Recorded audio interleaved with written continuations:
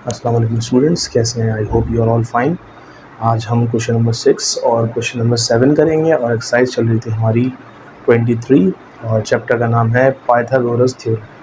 तो students, question तो इसमें नहीं है, सिर्फ इसमें एक डायग्राम दी हुई है, उसको देखते हुए हमें वैल्यूज़ निकालनी है। देखिए डायग्राम दी हुई और सिर्फ ये कहा गया है कि x की वैल्यू मालूम करें, ठीक है। अब स्टूडेंट ज़रा गौर कीजिए, x की अगर सिर्फ इस ट्राइंगल को गौर करें, इस ट्राइंगल, ठीक है, तो x की वैल्यू जो है वो बेस है, ठीक है, ये वाला परपेंडिकुलर है और ये वाला हाइपोटेनियस है। तो बेस निकालने के लिए आपको हाइपोटेनियस और परपेंडिकुलर दोनों पता होना चाहिए, लेकिन हाइपोटेनियस तो पता है, परपेंडिकुलर नहीं पता। तो इसका मतलब अभी हम डायरेक्टली x नहीं फाइंड कर सकते। तो अब ज़रा इस ट्राइंगल पे आ जाए। इस ट्राइंगल की बेस भी पता है, इस ट्राइंगल का हाइपोटेनियस भी पता है और इस ट्राइंगल का परपेंडिकुलर आप आराम से मालूम कर सकते हैं।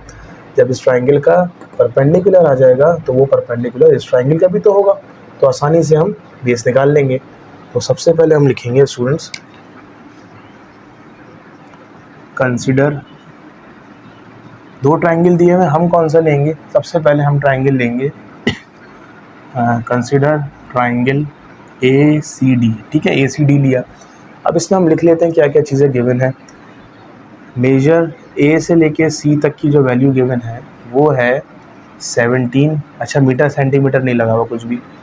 और मेजर D से लेके C तक की जो वैल्यू गिवन है, डिस्टेंस गिवन है, वो है 15, ठीक है। ये हो गया। और हमें मालूम क्या करना है स्टूडेंट्स? हमें इस ट्राइंगल के अंदर मालूम करना है A से लेके D तक का डिस्टेंस, ठीक है स्टूडेंट्स, ये हो गया हमारे पास। अब by using Pythagoras theorem, by using या by applying Pythagoras theorem,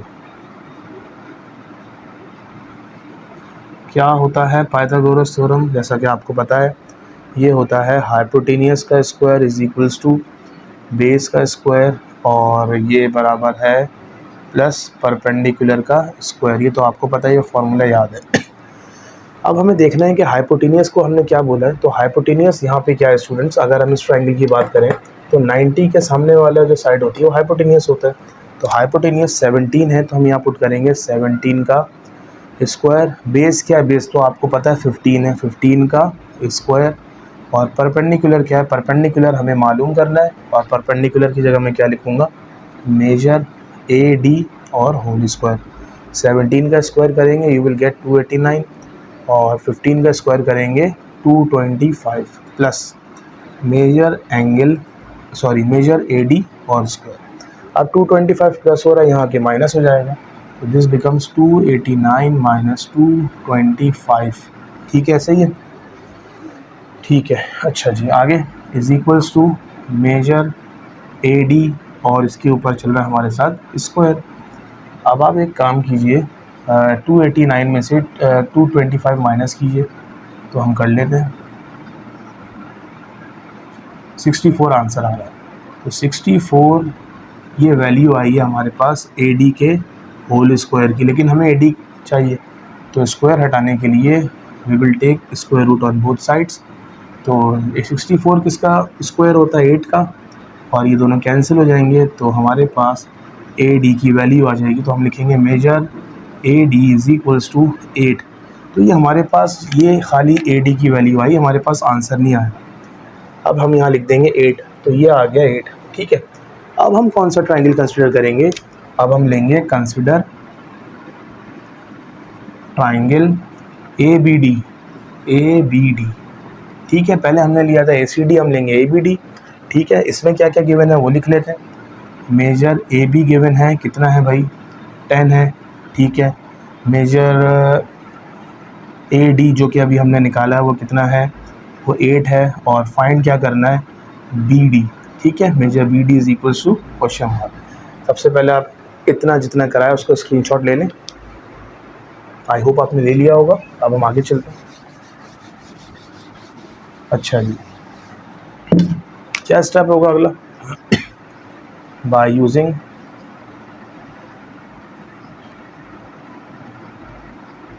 Pythagoras theorem, ठीक है। पाइथागोरस थ्योरम यूज़ करते हैं।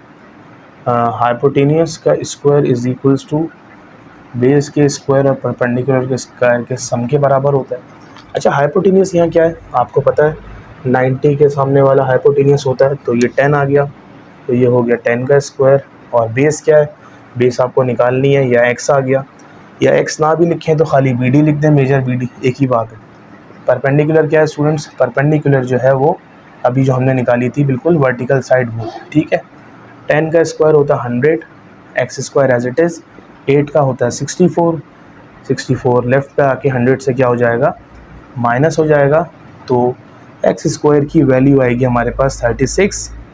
दोनों तरफ रूट ले लेंगे स्क्वायर ख़त्म करने के लिए, ये दोनों कैंसिल, तो x की वैल्यू आ गई 6। तो इसका मतलब जो हमें रिक्वायर्ड आंसर हमें चाहिए था, मतलब वैल्यू चाहिए थी x की, वो क्या है स्टूडेंट्स, 6 है। ओके स्टूडेंट्स, अब क्वेश्चन नंबर 7 करते हैं इस वीडियो का। सिर्फ 2 क्वेश्चंस करेंगे इस वीडियोस में। अब देखें स्टूडेंट्स, ये कह रहे हैं कि एक ट्राइंगल गिवन है ए बी और सी, ठीक है। बिल्कुल पहली चीज़ तो इन्होंने ये बता दी, ए बी सी जो है राइट एंगल है, यहाँ मैं लिख देता हूँ, डी लिखना भूल गया था मैं, सही है। अब ये कह रहे हैं कि A D B is a right angle, A D B right angle है। अच्छा गौर से सुनिएगा, ज़रा थोड़ा सा मुश्किल सवाल है। एक ट्राइंगल तो ये दिया हुआ है, ठीक है, बड़ा वाला ट्राइंगल। इस बड़े ट्राइंगल के अंदर 2 छोटे छोटे ट्राइंगल हैं, एक का नाम है ए डी बी और दूसरे का नाम है बी डी सी। याद रखिएगा स्टूडेंट्स, हमें क्या करना है, मुश्किलात में पढ़ने के बजाय हमें क्या करना है, सिर्फ हमें देखना है कि निकालना क्या है, फाइंड द लेंथ। ये देखें ए लिखा हुआ है, ये एच लिखा हुआ है, ये बी लिखा हुआ है, हमें ये लेंथ निकालनी है, सही है। सी डी 5 लिखा हुआ है और ए डी 7 लिखा हुआ है, सी डी 5 और ए डी 7।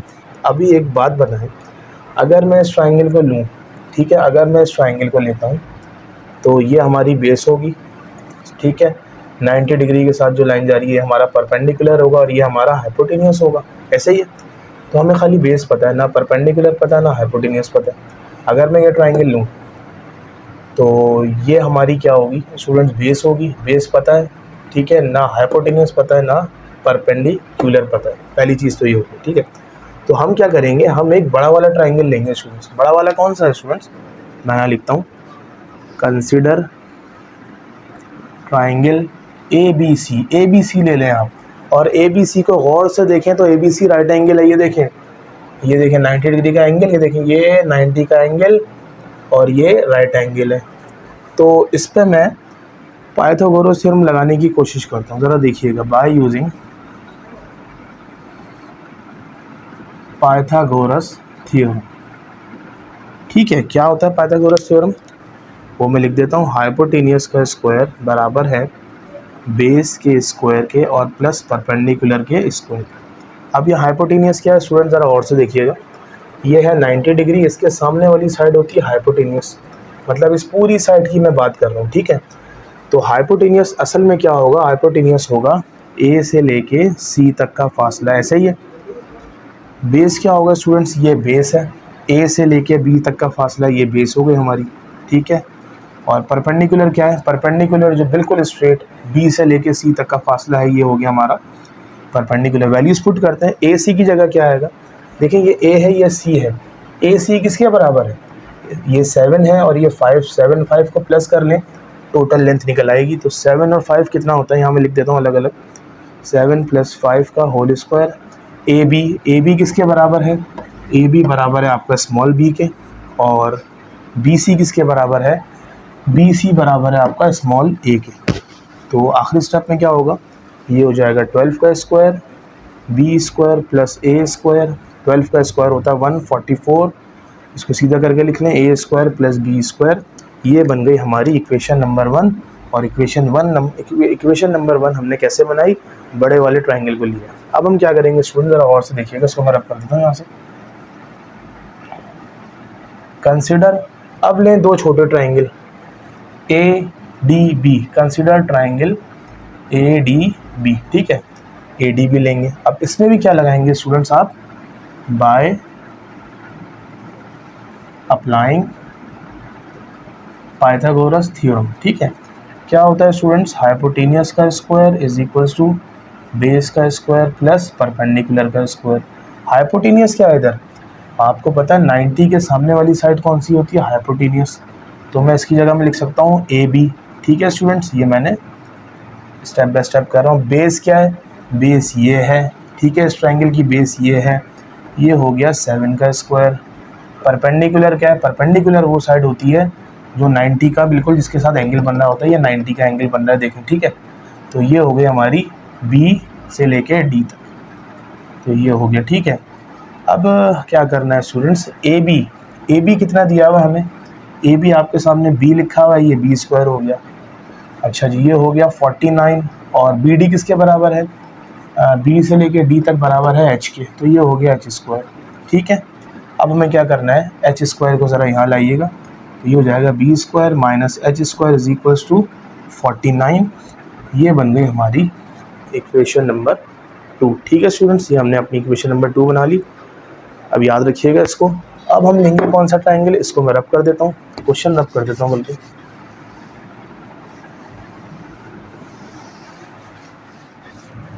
अब मैं ले रहा हूँ कंसिडर ट्रायंगल। अब आपको पता है ना, ये ट्रायंगल तो हमने ले लिया ADB। अब मैं ले रहा हूँ BDC। ठीक है, BDC। दोबारा फॉर्मूला यूज़ करें, कौन सा?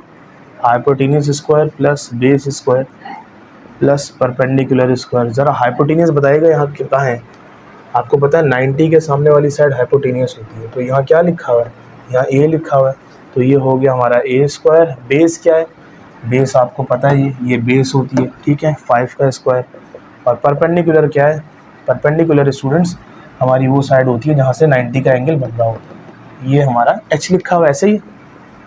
तो ये हो गया A square, H square plus हो रहा है यहाँ के माइनस हो गया, और 5 का स्क्वायर होता है 25। This is our equation number 3। तो हमारे पास स्टूडेंट्स कितनी इक्वेशंस आ गई? हमारे पास बनी हैं 3 इक्वेशंस। ठीक है,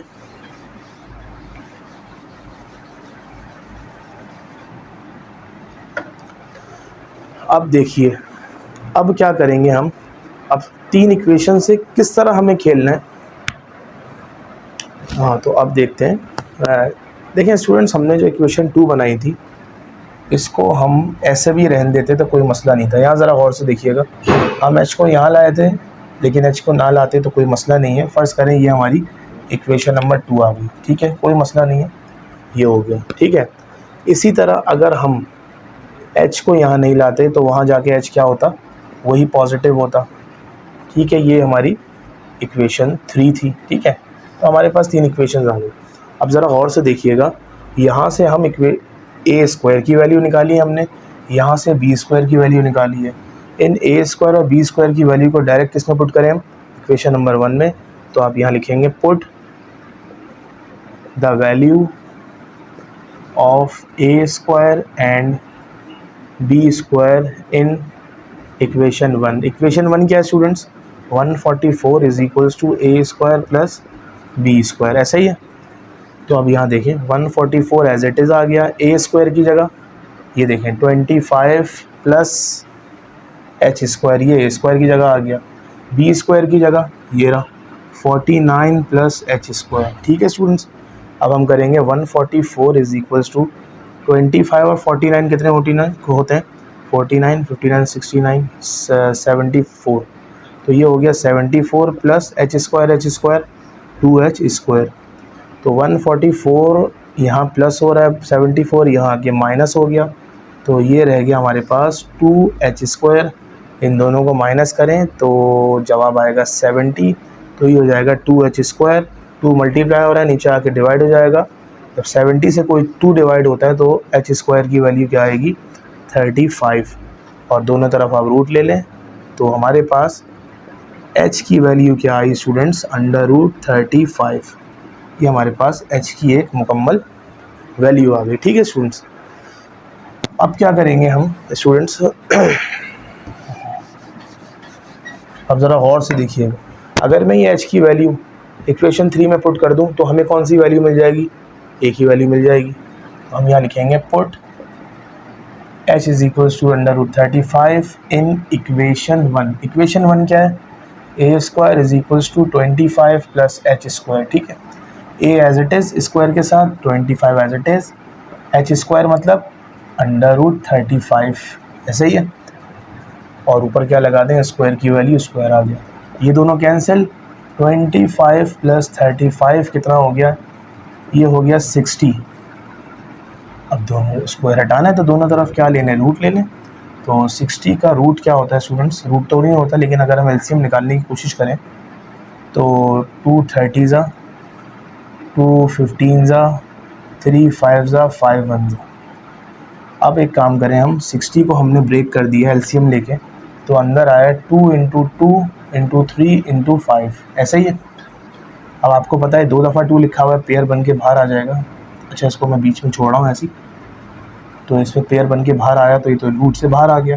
अंदर पेयर ही नहीं बन रहे तो इसको एज इट इज छोड़ दें, 3 5 15। तो ये हमारे पास किसकी वैल्यू आ गई स्टूडेंट्स, ए की वैल्यू आ गई।